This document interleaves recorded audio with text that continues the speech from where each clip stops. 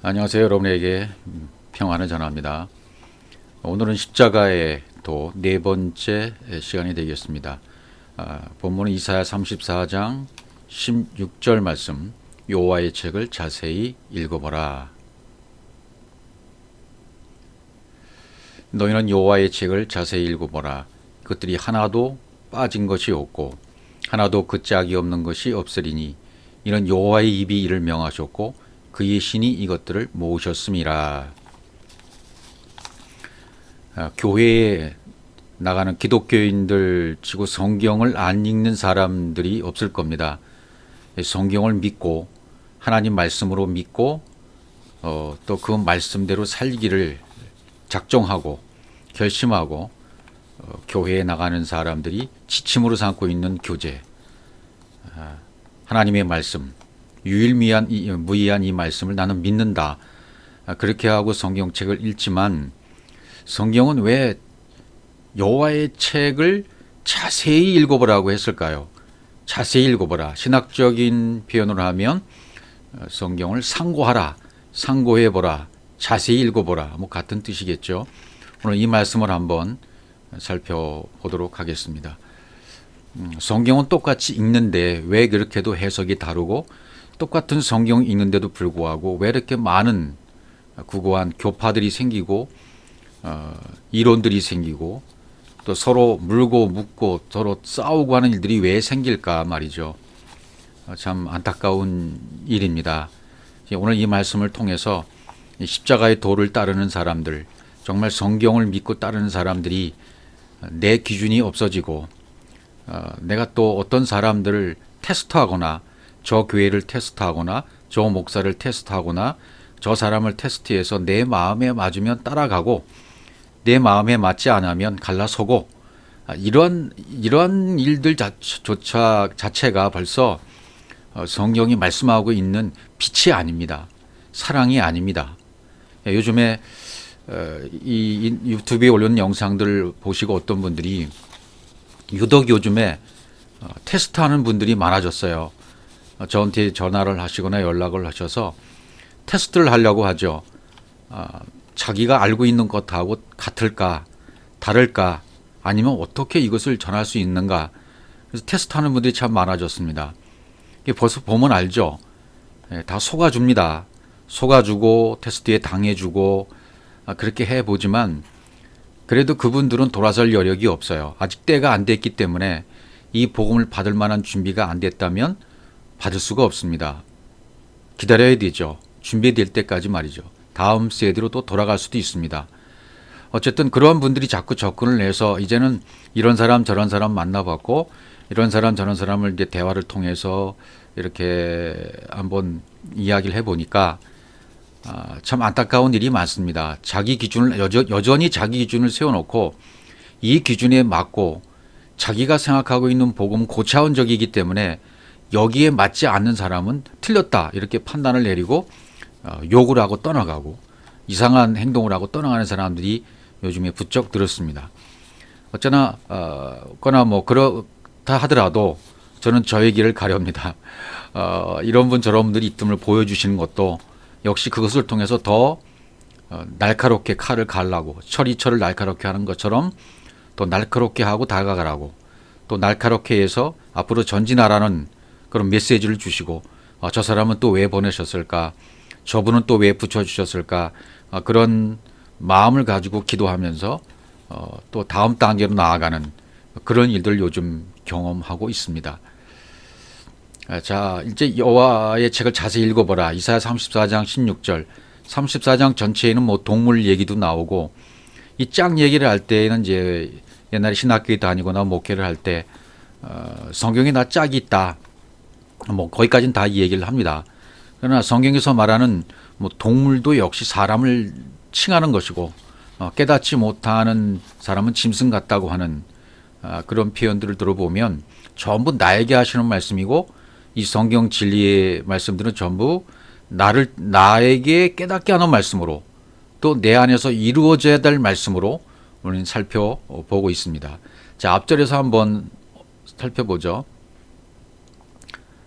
이사야 34장 11절 보면 당아와 고슴도치가 그 땅을 차지하며 부엉이와 까마귀가 거기 거할 것이라.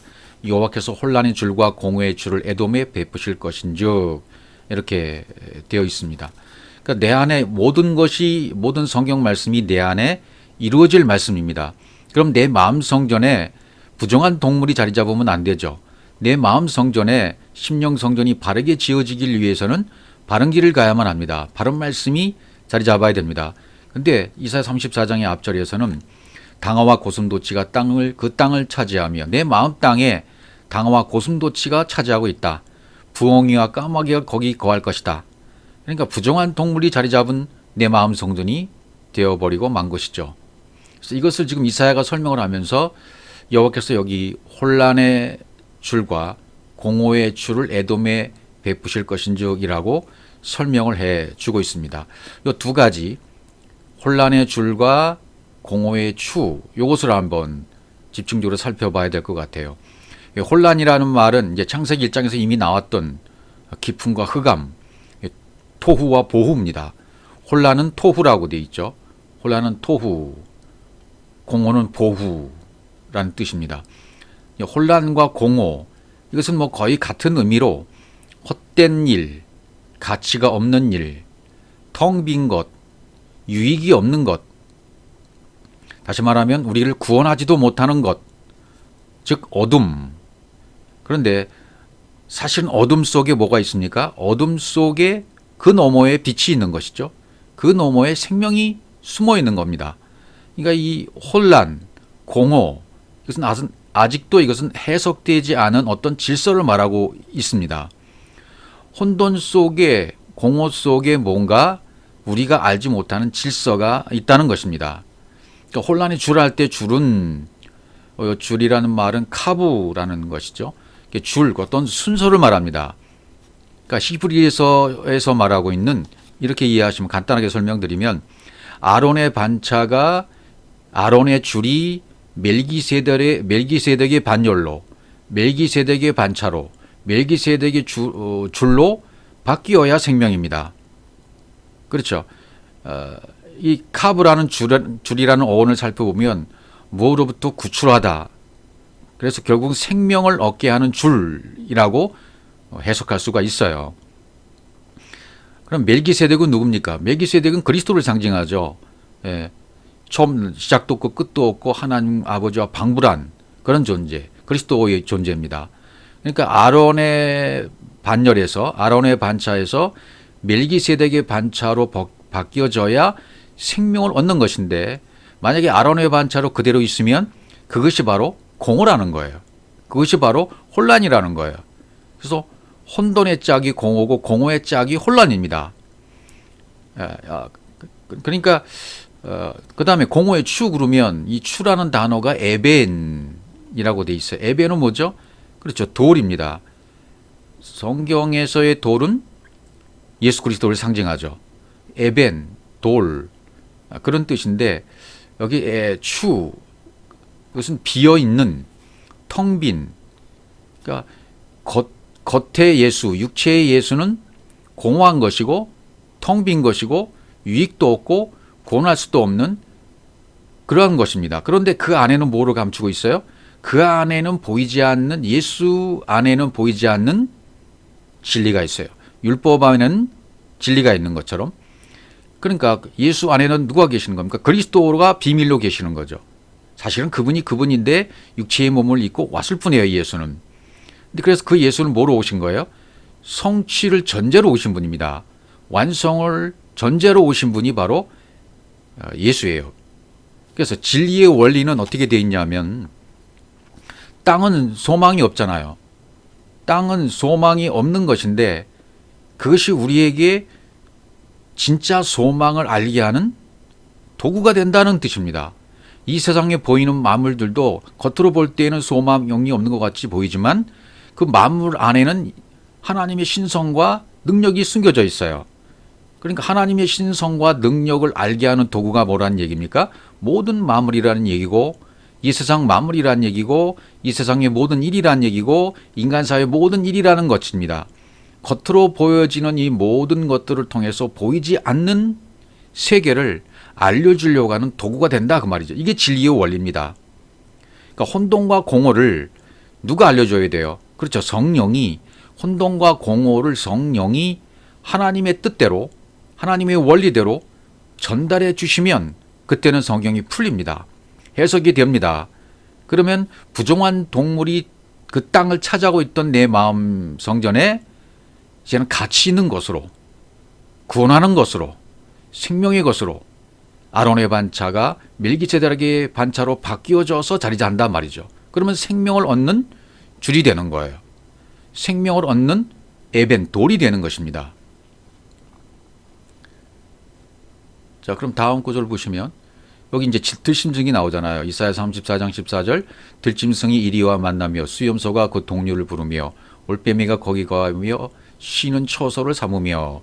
그러니까 내 안에 보여지는 육체, 성전, 만물, 이것을 도구로 해서 보이지 않는 세계, 진리 그리스도의 세계로 나가야 되는데 그 세계로 나가지 못하고 아론의 반차가 그대로 머물고 있고 멜기세덱의 반차로 바뀌어지지 않으면 부정한 동물이 내 안에 자리 잡는 겁니다.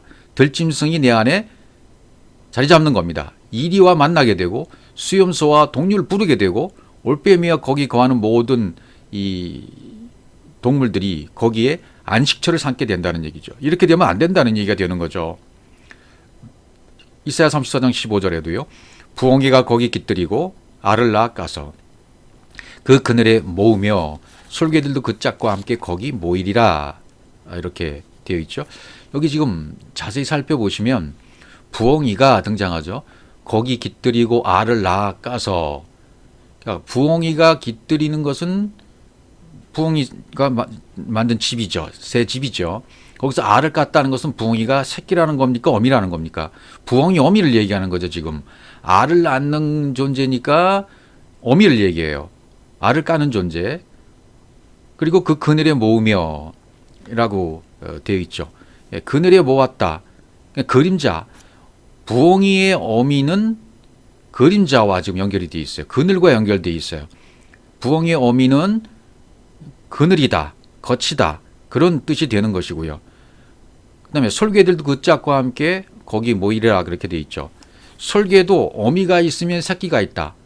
솔개들도 부엉이 어미처럼 어미가 있으면 솔개의 새끼도 있죠. 그럼 어미와 새끼가 짝이 된다는 얘기가 되는 것이죠. 예, 짝이 된다. 그러니까 짝은 겉과 속이 짝이고요. 어미와 새끼가 짝이라는 얘기입니다. 오늘 짝 얘기가 바로 그거예요. 레우트라는 이 짝, 뭐 친구, 연인, 이웃, 뭐 그런 뜻으로 되어 있는데 그렇게 짝이 되어 있다. 그러니까 부엉이 어미는 어미로서 지금 그림자라는 뜻이에요. 예, 모형이라는 뜻이죠. 그러니까 부엉이는 문자 말씀이고 겉의 말씀이고 겉의 예수이고 육체의 예수다. 그러나 새끼는 진리이고 새끼는 복음인 거예요. 그 다음에 있는 말씀을 한번 살펴보죠. 신명기에 있는 말씀으로 가보죠. 이 말씀을 이해하기 위해서는 신명기 22장 6절입니다.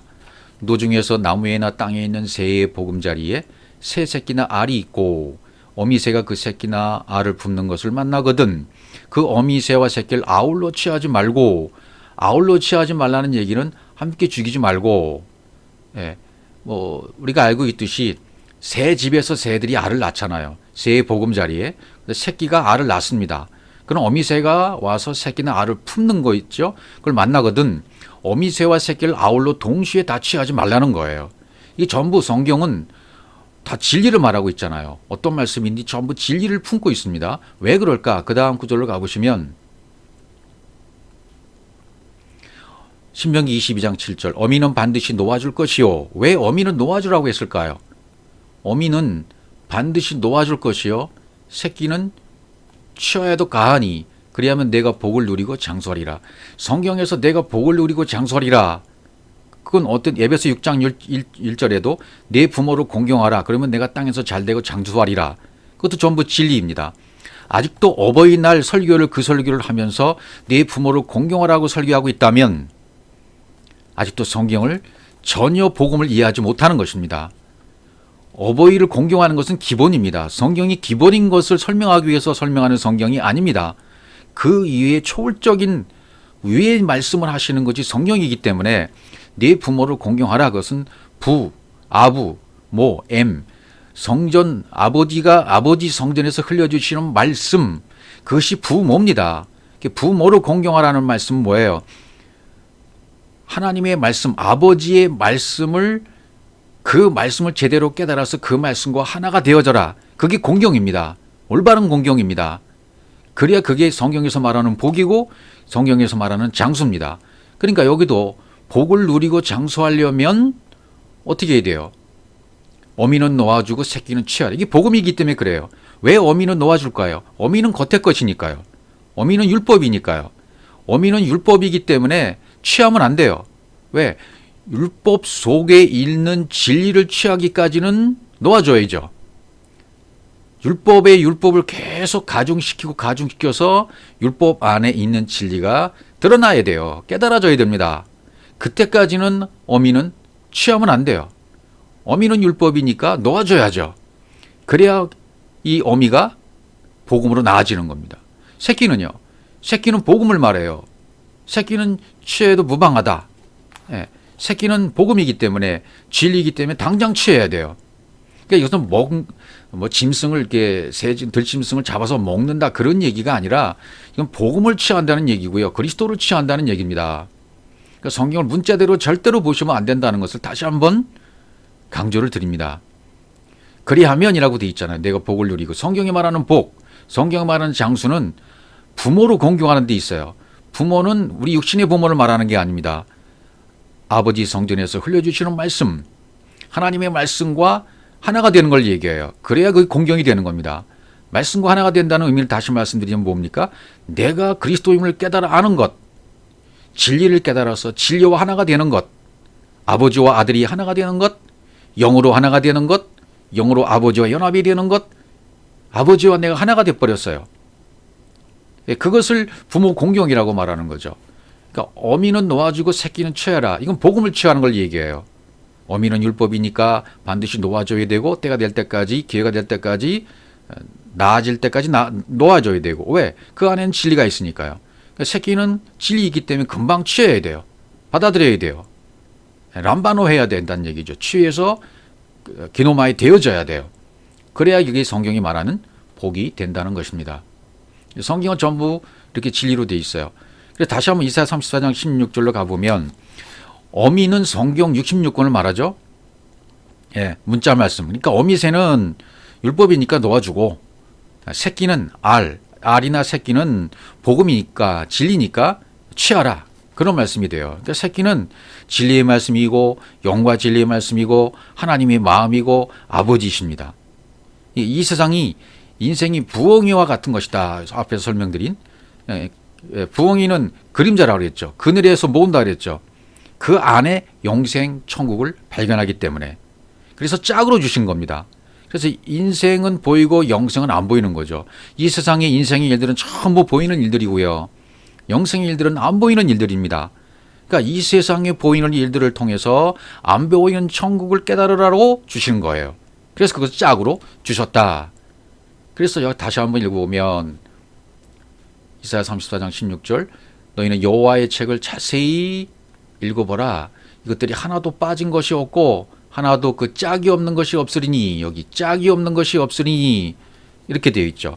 하나도 빠진 것이 없다. 하나도 빠진 것이 없다. 예. 뭐뭐 가운데서 하나도 빠진 것이 없다라는 단어는 아다르라는 단어가 되어 있습니다. 아다르, 배열하다. 배열이 안 된 것이 없고 서열을 지키다. 서열을 안 지킨 말씀이 없고 모자라는 말씀이 없고 놓친 말씀이 없다. 실패한 말씀이 없다. 그런 뜻입니다. 빠진 것이 없다는 것이. 또 하나도 그 짝이 없는 것이 없다. 그러니까 성경은 하갈과 사라의 두 언약으로 되어 있죠. 하갈은 행위 언약이고 사라는 은혜 언약입니다. 전부 이 언약으로 되어 있어요. 말씀들이. 그러니까 언약이 아닌 것이 하나도 없다. 성경은 언약이 아닌 것이 하나도 없다. 짝이 없는 것이 없다. 언약이 없는 것이 없다는 뜻입니다. 빠진 것이 없다. 여기 아다르. 실패한 것이 없다. 배열이 안 된 것이 없다. 예. 남자와 여자, 겉과 속, 율법과 진리 다 짝이 있다는 말입니다. 전부 짝이 있는 겁니다. 그래서 이 땅에서는 전부 둘씩 되어 있어요. 둘. 아래와 위, 땅과 하늘, 예수와 그리스도로 이렇게 전부 둘씩 어둠과 빛 이렇게 전부 율법과 진리 이렇게 나눠져 있잖아요. 모든 것은 전부 이렇게 두 개로 되어 있어요. 그래서 오병이어 물고기 두 마리 이 둘은 예수 그리스도를 나타냅니다. 예수 그리스도 짝이란 얘기예요. 예수 그리스도가 여호와 입이 이를 명하셨고 그렇게 돼요. 짝은 그러니까 어미와 새끼를 말하는 것이고, 그러니까 성경의 한 줄, 한 말씀 한 말씀이 전부 짝으로 되어 있어서 어미와 새끼가 있다는 얘기가 되는 거죠. 이 짝이 빠진 것이 하나도 없다. 성경에는 이시아는 언약, 이시는 남편 그리스도잖아요. 그러니까 예수의 짝이 그리스도이고 그리스도의 짝이 예수인 것처럼 모든 말씀은 영과 진리로 되어 있는 겁니다. 그러니까 전부 우리가 예배할 때도 영과 진리로 예배하라고 그러잖아요. 영 그러면 진리가 반드시 따라와. 이게 짝이 되는 거죠. 그러니까 모든 성경의 말씀은 짝이다. 영과 진리의 말씀으로 가는 짝이다. 그래서 히브리서 4장 12절에 보면 좌우에 나선 검이라고 얘기해 놓았습니다. 히브리서 4장 11절 하나님의 말씀은 살았고 운동력이 있어 좌우에 나선 어떤 것보다도 예리하여, 그러니까 잘하는 말씀이잖아요. 여기